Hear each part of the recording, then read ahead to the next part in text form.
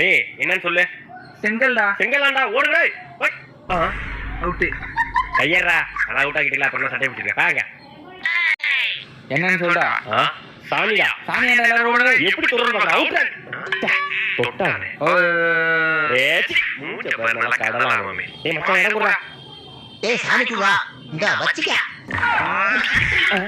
என்னடா சாமி தூக்கி போட்டு விளையாடிட்டு இருக்கீங்க? ஏடா போடா. அட பைத்தியக்காரயா. மாத்தியா தோவாரே. யோயா ஓர ராஜ்குமார். ப்ரோ சாமி போடுவீங்களா? லேட் ஆகும் ப்ரோ. லேட் ஆகுமா?